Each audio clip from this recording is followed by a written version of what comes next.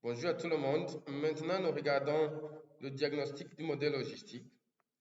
Dans le diagnostic du modèle logistique, nous diagnostiquons toujours le modèle, le meilleur modèle qui a été choisi par AIC-BIC. Comme nous l'avons déjà dit, on a montré les étapes dans le modèle linéaire et nous avons utilisé presque le même modèle. Est-ce que nous utilisons toujours le même modèle? Je vais effacer dans le diagnostic les i points. Il faut garder les variables telles que nous les avons dans le modèle. Et nous faisons quietly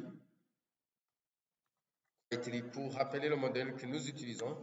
Alors, le premier diagnostic, c'est toujours l'adéquation du modèle. Rappelez-vous de ce que nous avons dit sur l'adéquation du modèle. C'est pour regarder si les coefficients sont statistiquement différents de 0. En d'autres termes, dans le modèle logistique, c'est regarder que les odérations sont statistiquement différentes de 1. C'est la même chose que regarder que les coefficients sont statistiquement différents de 0. On fait quietly, puis test. Nous testons sur les facteurs. Voilà, la p-valeur est inférieure à 5%. Nous disons que les coefficients de tous ces facteurs sont statistiquement différents de 0. En d'autres termes, les odérations ici de ces facteurs sont statistiquement différents de 1. Ce qui est bien, ce qui signifie que notre modèle est différent du modèle nul. 2. Nous regardons la spécification du modèle. Spécification du modèle. Rappelez-vous de ce que nous avons dit sur la spécification du modèle. Et si le modèle est correctement spécifié, on dit que le terme d'erreur tend vers 0. On fait toujours quietly. Puis link test. Voilà. Nous constatons que maintenant notre modèle est correctement spécifié. Là, nous pouvons, comme nous avons utilisé les mêmes facteurs, nous pouvons conclure en comparant au modèle précédent, le modèle linéaire, nous pouvons dire qu'il y a un problème, il y a un petit problème sur la variable d'intérêt qui était quantitative continue. Mais comme maintenant la variable est dichotomisée, parce que la variable log, c'est une dichotomisation de la variable BWT, et nous constatons que notre modèle est correctement spécifié parce que le hat, la p-valeur de hat est inférieure à 5%, mais la p-valeur de hat square est supérieure à 5%. Et là, on n'a pas besoin de regarder la normalité des résidus parce que ces résidus tendent vers 0. OK? Troisième diagnostic.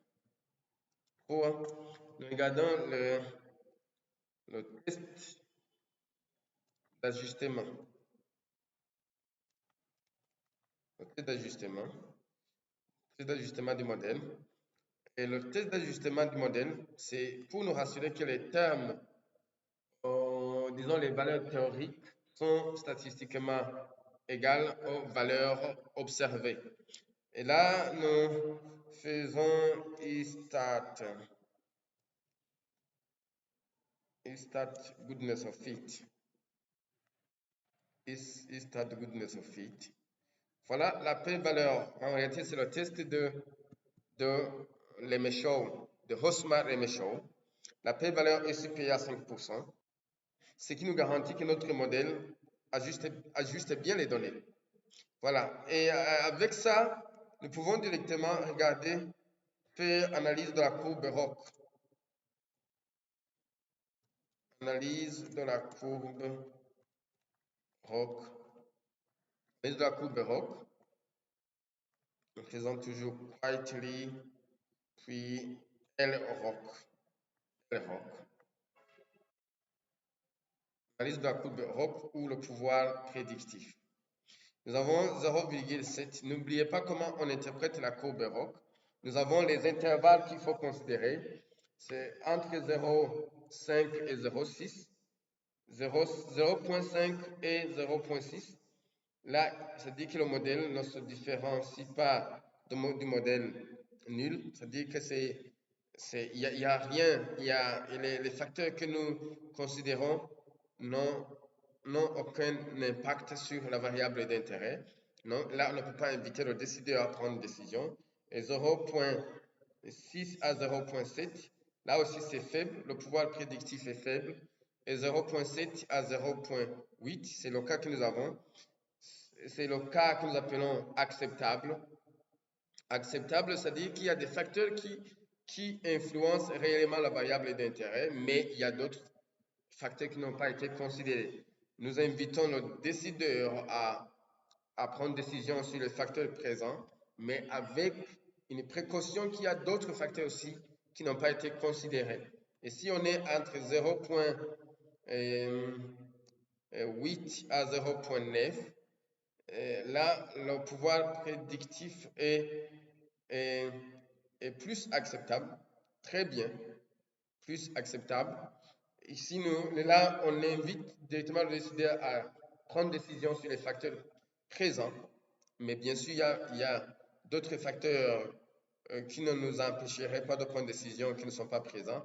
Mais quand on est entre 0,9 et 1, là, c'est formidable, très exceptionnel, où tous les facteurs ont été considérés. Là, le décideur est beaucoup invité à prendre une décision sur les facteurs présents. Donc, selon notre cas, 0,7287, nous sommes dans le cadre entre 0,7 et 0,8. Ici, nous invitons le décideur à prendre une décision sur les facteurs présents, mais avec les précautions qu'il y a d'autres facteurs qui n'ont pas été considérés. On devrait aussi regarder la multicolonialité, mais on n'a pas besoin de regarder la multicolonialité ici. Pourquoi? Parce que nous n'avons pas de facteurs quantitatifs qui sont présents dans notre modèle, autre que le poids de la mer. Merci beaucoup.